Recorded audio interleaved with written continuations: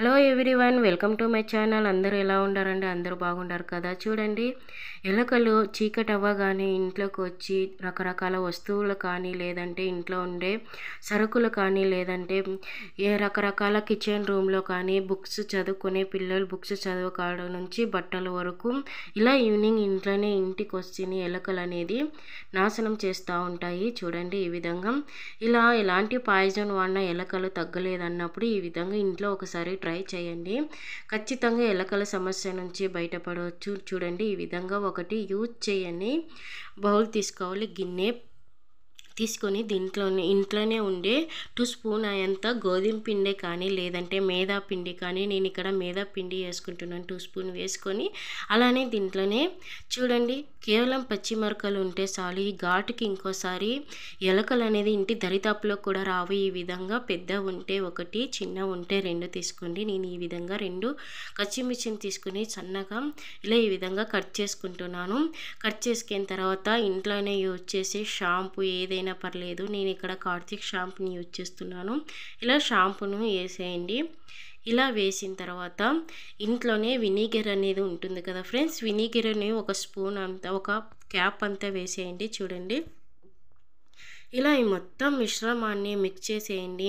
ఇంట్లో ఎలుకలు ఉండే సమస్య నుంచి చాలా తొందరగా బయటపడవచ్చు. ఇది కేవలం నైట్ టైం మాత్రమే ప్రయోగించాలి. ఎందుకంటే ఇంట్లో చిన్న పిల్లలు కానీ, వయసైన వాళ్ళు కానీ ఉంటారు కాబట్టి చిన్న పిల్లలు అనేది దడంగా దీన్ని ముట్టుకుంటే చాలా ప్రమాదం కదా ఫ్రెండ్స్. ఈ విధంగా కొన్ని వాటర్ వేసేసుకొని వీడియోలో చూపించే విధంగా పల్చాగా చేసుకోవాలి.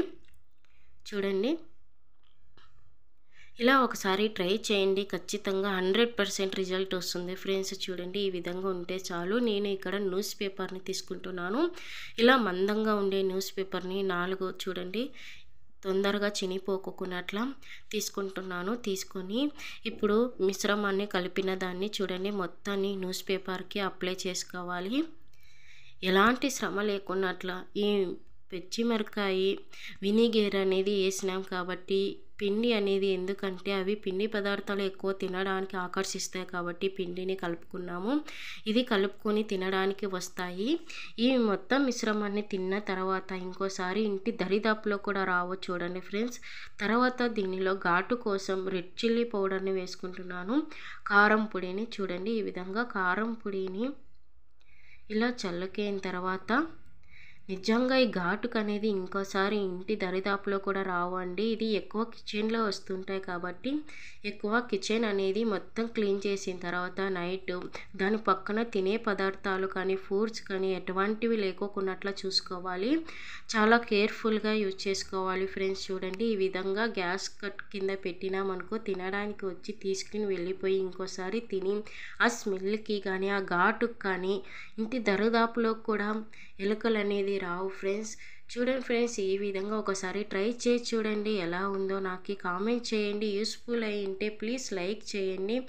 సో ఈ విధంగా ఎలుకలన్నిటినీ ఇంటి సమస్య నుంచి బయటపడవచ్చు. నచ్చితే లైక్ అండ్ షేర్, సబ్స్క్రైబ్ చేసుకోండి friends. Thank you for watching.